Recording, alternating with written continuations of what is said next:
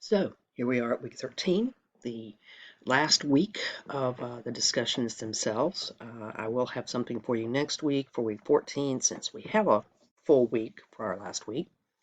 But for today, we're talking about, or for this week, we're talking about literally the period from 1991 through the present.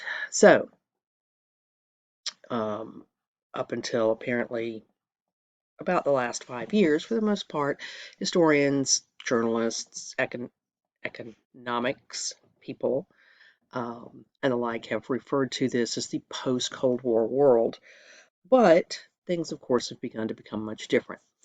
So here we are with starting effectively 1991, the collapse of the Soviet Union, the end of what we consider to be the Cold War, the creation, once again, of a pretty much unilateral world in which globalization once again resurrects itself as being the thing that binds everything together. Now, of course, it still creates competition, but now it's a more interesting kind of competition. Instead of it being empires against each other, now it's a lot more about ideologies and about people and how people in different parts of the world responded to the new levels of competition caused by this new, as it were, globalization. So here we have your basic definition of globalization, just to remind us, for the most part, and this is from the Library of Congress, most agree that globalization rests upon, or simply is, the growth in international exchange of goods, services, and capital,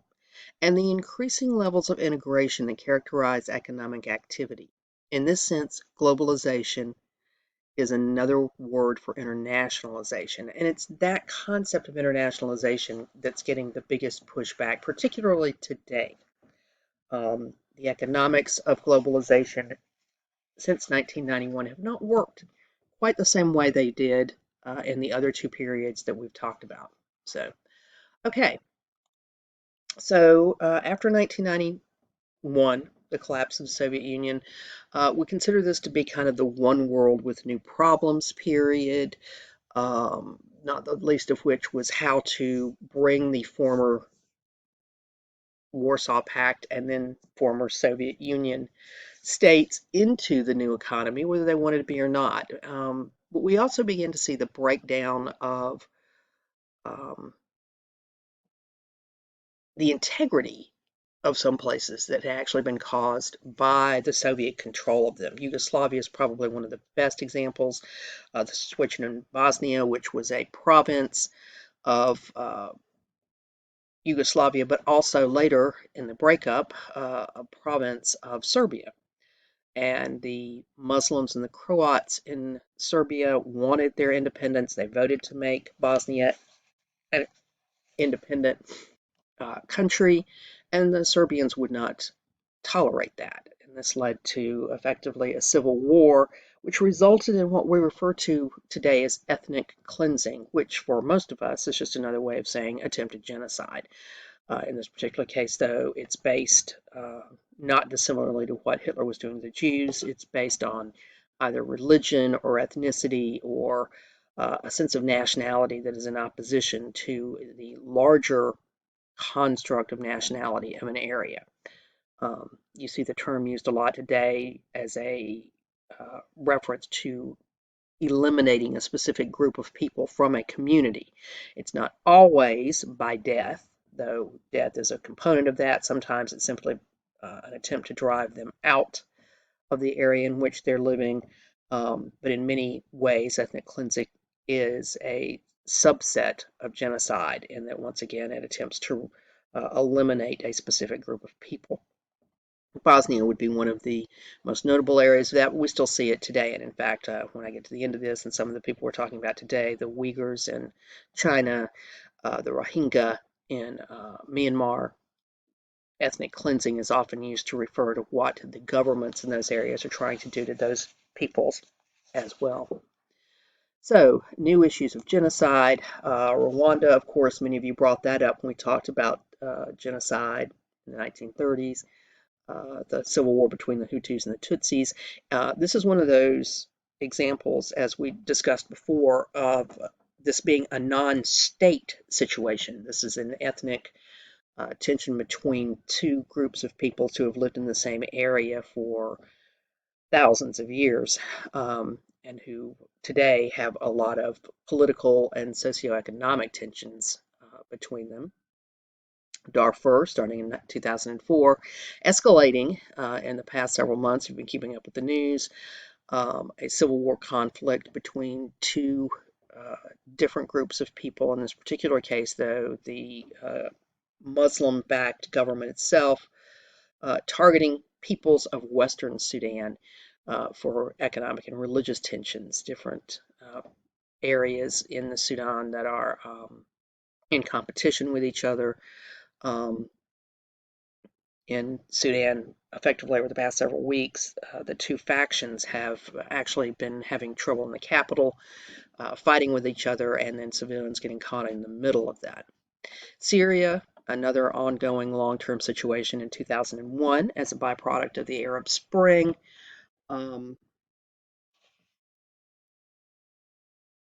Well, okay, it's actually a longer story than that, but effectively coming out of a big drought and famine and then going into an Arab Spring, uh, which is effectively a resistance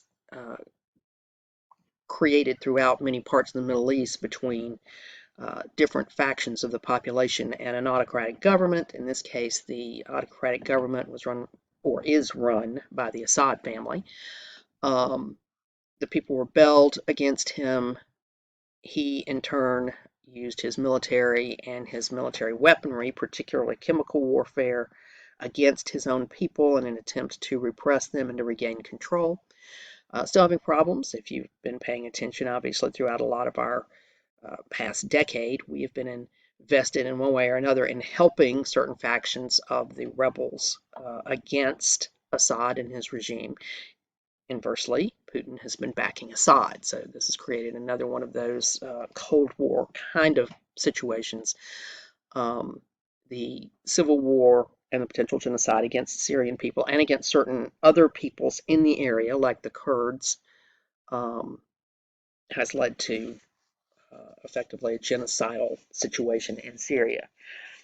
Others, again, as I mentioned, the Rohingya in Myanmar, the Uyghurs in China, both of these are Muslim minorities in primarily non-Muslim states who have met resistance because having a strong religious affiliation makes them, again, kind of parallel to the Jews in Germany in the 1930s and 40s, makes them resistant to being absorbed into a nationalist mainstream rhetoric or propaganda plan. So in this case, in China, the Uyghurs are supposedly being re-educated, but these re-education camps seem to be quite a bit like concentration camps, certainly very much like labor camps. In Burma, Myanmar, the idea was to run the Rohingya out. Those who have resisted have also effectively been targeted in concentration-style camps as well. So genocide, still another one of those ongoing problems in the world. Another big one, terrorism. Of course, we here in the U.S. are very, very familiar with Islamic terrorism, particularly after 9/11, but it's important to bear in mind that that's not the only form of terrorism out there. It's just the one that we today here in the U.S. are most familiar with. Throughout this course, though, we've seen instances of terrorism. The assassination of McKinley in the early literally like 1901, in the United States was a byproduct of a terroristic act, that it was political terrorism, not economic terrorism and not religious terrorism. Abortion clinic bombings throughout the period from Roe versus Wade up through the 1990s was all effectively a form of religious terrorism as well, Christian terrorism. And of course, then you get things, as are discussed here, types of terrorism that we would, in the United States, would refer to as domestic terrorism, but not limited to just the United States. We saw this in parts of Western Europe as well.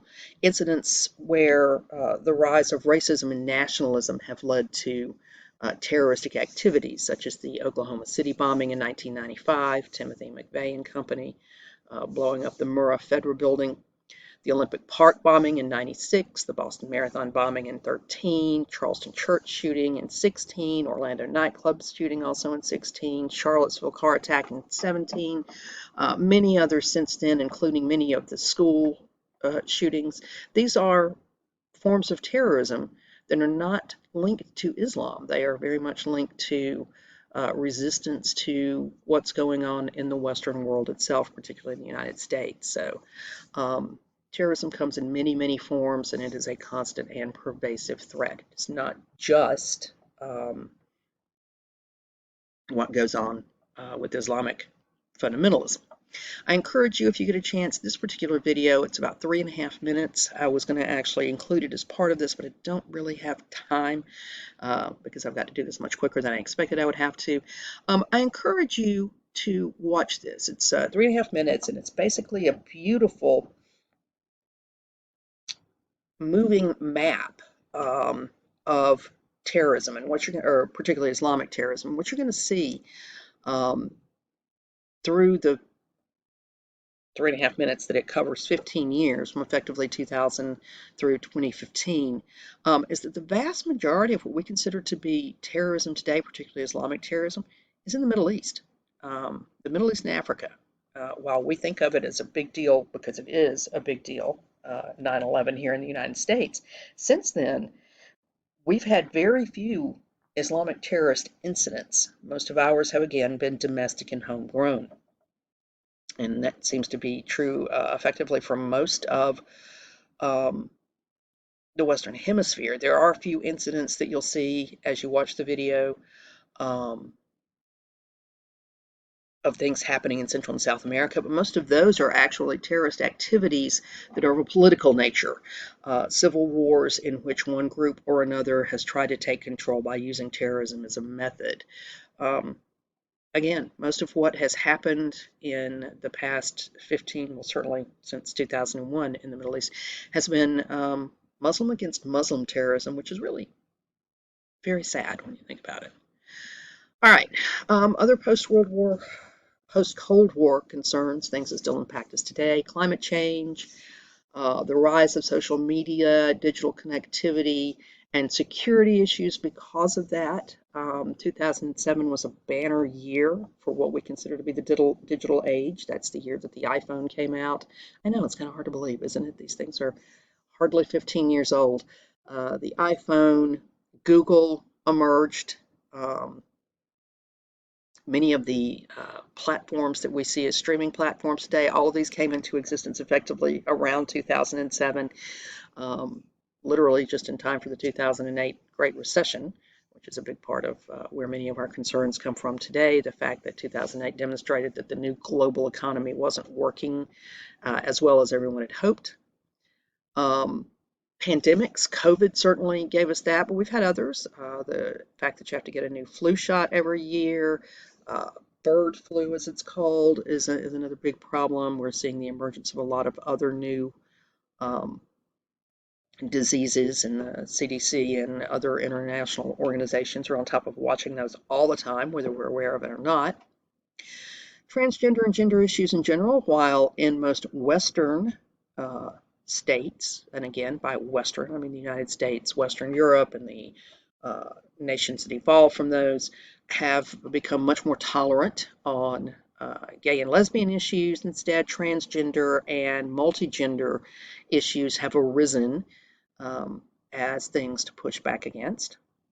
The new Cold War that we're seeing with China and Russia against the United States and the West now, definitely a byproduct of the Russian invasion of Ukraine, but also other tensions throughout the world that we're beginning to see. And you'll notice that there are a lot more renewed alliances between Russia and or China and other nations in the world that are in opposition to the Western way of life and Western social values. Much of this is leading to what we would call the failure of democracy. Certainly the 2016 election in the United States and many other elections like it throughout the Western world have led to the rise of leaders who are referred to as strong men or strong women, people who are willing to work around or completely against the democratic values that put them in power. Again, not dissimilar to what was going on in the 1930s, and quite often, as with the 1930s, you'll hear a lot of the same rhetoric. You'll also hear a lot of the same arguments about why you need to be completely convinced of the rightness of the nation and the rightness of the leader and how he makes no mistakes and how he's going to lead us back to a former glory, blah, blah, all of that kind of taken straight out of the Himmler handbook that Mussolini and Hitler used.